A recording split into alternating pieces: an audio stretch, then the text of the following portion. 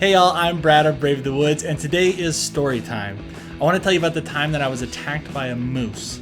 And as riveting as this story is, I'm still going to be drawing for you today. So cozy up with your favorite pillow and enjoy.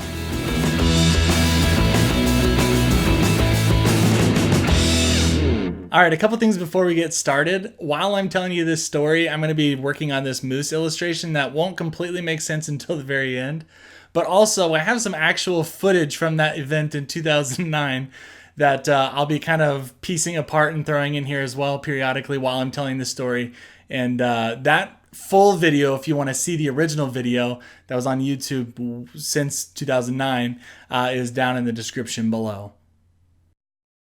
Okay, so this is how the story goes. And just so you know, there's a little bit of a build-up before the actual moose attack because the entire trip was kind of a cluster. Now, the hike was beautiful. We wanted to go hiking with some friends while I was in college in the Teton Mountains to this place called Alaska Basin. It's not a really hard hike. It was just going to be an overnighter. It was in the summer, so I wasn't worried about the elements. And I personally have a lot of experience backpacking. I just hadn't been backpacking for a few years at that point.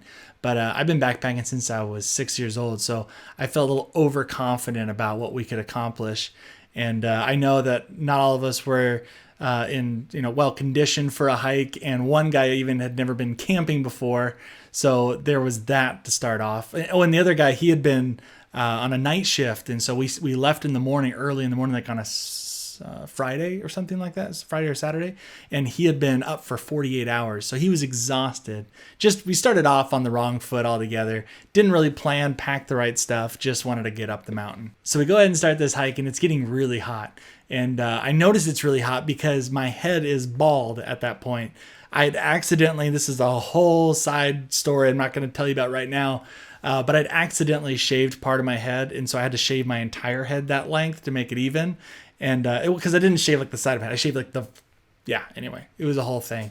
And I was like a cue ball, like completely like a number one on the razor on my whole head. So, and that was the first time I had ever shaved my head. So I'd always had hair at least. So when I went backpacking or any outdoor activity, I didn't realize you had to put sunscreen or a hat on so you didn't burn. Well, I burned really bad after that. And I had like 2nd-degree burns on my head, and it was a nightmare. My head was peeling forever. So I was dealing with that on the way up. Anyway, so we're trudging along up the mountain, super exhausted already. And we really don't know where the top is. And it's hard if you're backpacking and have no idea where the end is because we didn't bring a map. So we didn't know how many miles we had left. And we just kind of figured it was an easy hike. So it's just got to be right up there. And it was difficult. We were just out of shape and tired. And it was getting, it was getting later in the day. So we just kept asking people, and they kept saying, "Oh yeah, it's just like right over there." It's you're almost there. And it just hours later, we finally arrived. And we were just completely wiped out. So it opens up to this beautiful meadow you can see over everything off the side of the mountain. There's a nice little river that kind of runs through there. Shouldn't be a river. It was like more like a creek that ran through. Didn't have too much time to take it in because we were just exhausted. So we wanted to get water, clean water. So we needed to go and filter that. So we obviously went, to that little creek there and started filtering out our water and making dinner right there. But we did it like right next to the river. And while we were there, we were just lazy. And typically you don't want to park your tent right next to the water source because animals, they like to go and they like to drink water there too. So you usually kind of get a lot of animal traffic going on. And especially if you have food out or anything like that, they're going to try to get into your tent and all that fun stuff. So luckily, we had the food and we cleaned that up and we strung that up so bears couldn't get it and everything up in a tree. So we at least did that, and that was away from our campsite. But our tents were right next to the water, and that was the problem. We go to bed. We're exhausted. And again, we're all in our summer clothes. I'm in shorts, and I think I had a sweatshirt. But I was just, it started to get real cold. When we got up to the top, it started getting really, really cold really fast. As that sun went down, the temperature dropped significantly. And I didn't even think, oh yeah, well, it's summer down there. It's 90 something degrees down there, but it's going to be freezing up on the top of this mountain. So we didn't have like even great sleeping bags for this, just like kind of our summer bags. And it was just freezing. So we tried to go to sleep. And as soon as I kind of fell asleep, I was woken up by like lightning and thunder and the rain hitting down on our tent. It was just crazy. And one of our buddies was out in a hammock, just refusing to, to actually go in a tent. And so we had to like drag him into his tent because the lightning was getting real close. And just kind of craziness. And we get back in the tent and I'm just like, we're kind of settling back in, ready for this storm. And it's getting real cold. And then all of a sudden I hear, now this is where the story gets really weird. Because last night Brad's sitting there sleeping and all of a sudden he hears this thump. We're like, what the heck was that? It was like, what time? It was late. It was late. It was super late. I had to get up and pee, so I went and checked. And there was a Tootsie Roll right there. That's the wrapper. See? Proof. So I was like, how unnatural is that? No way there was a Tootsie Roll there last night when we set this tent up. So I picked it up and I threw it. And it was a whole Tootsie Roll because I walked over here and I threw it. And we're like, where did that come from? And then this morning, we thought that was just odd. Yeah, we're like, where did Tootsie Roll come from? Like, that's creepy. It landed next to us. It was right there. And this morning, no Tootsie Roll inside. What's weird about that is that we're the only ones up there. There's nobody else camping. Our buddies were like hunkered down in their tent during this storm. And this Tootsie Roll comes out of nowhere and hits the side of our tent. I still, to this day, have no idea where that came from. I froze the whole night and I woke up to a nose, the snout of a moose pushing in on the side of the tent. Now, the only thing I can, I can only equate that to would be like in Jurassic Park when the two kids are flipped over in the Jeep and the T-Rex is coming and like breathing on the window and freaking them out. You can hear the that's what was happening, but it was like inches from my face. This giant like volleyball sized nose like pushing in on the tent next to my face, and I woke up just terrified. In hindsight, I probably should have picked up my camera and filmed the whole thing, but I was too terrified.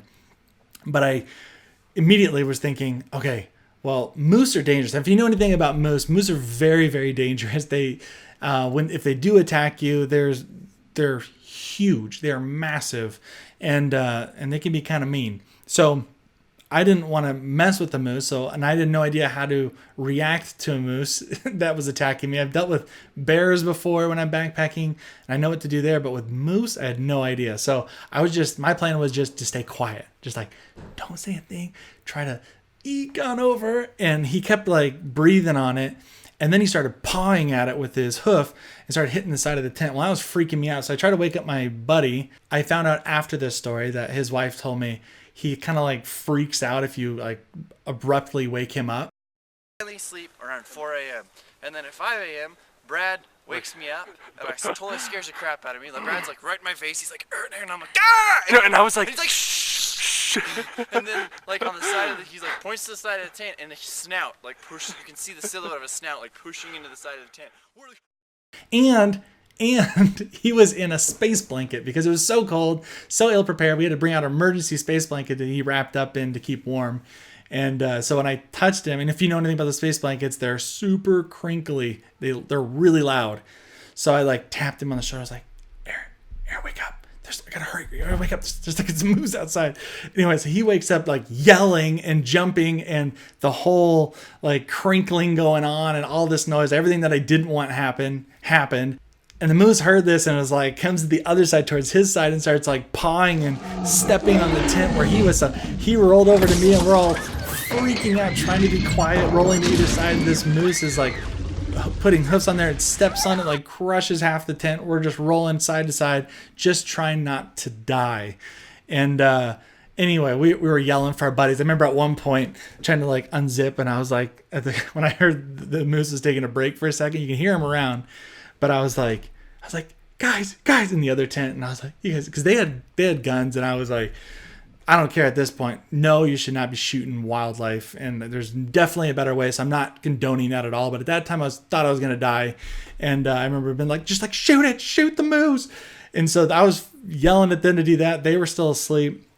This moose, you could see the silhouette of his rack. And it was huge. And it just terrified us. And I don't think I've prayed so hard in my life. I just like, that is gonna be the worst way to die. But anyways, what happened there was we ended up, just kind of dancing around this tent, trying not to get crushed until he eventually left. And we get out of the tent, because I almost ran for it. But anyway, we get out, and all we had was the moose tracks. You could see the big hoof prints. there. Like, hoof prints right there. That's a pretty good size one. This one right here is pretty dang big. Is that? Oh yeah, there's. Yeah. You can see that hoof print. Yeah, that's freaky. Yeah.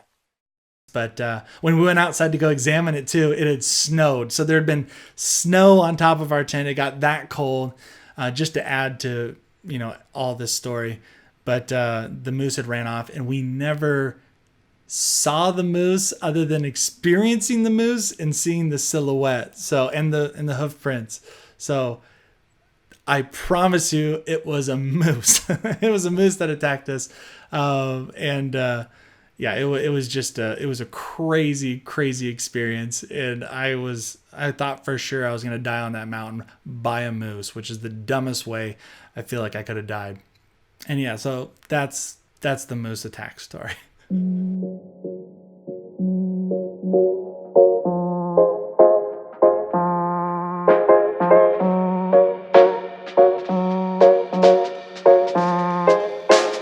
Thank you guys so much for watching this video and listening to my story, and hopefully believing my story, because it is true. I did see that moose. I almost died by a moose. I just didn't have any video evidence or photographic evidence of the actual moose. It ran off before I could get out, but I definitely saw its entire silhouette and experienced it smashing my tent down. And I could tell you, I had never prayed harder than at that moment that I did not want to die by moose in a tent on the top of a mountain, because I was ill prepared and some random Tootsie Roll landed near my tent. So thank you guys for sticking around. If you guys like these videos with stories along with an illustration to go with it, let me know, and I'll do some more of these. But until then, thank you, subscribe, like, and we'll see you next time.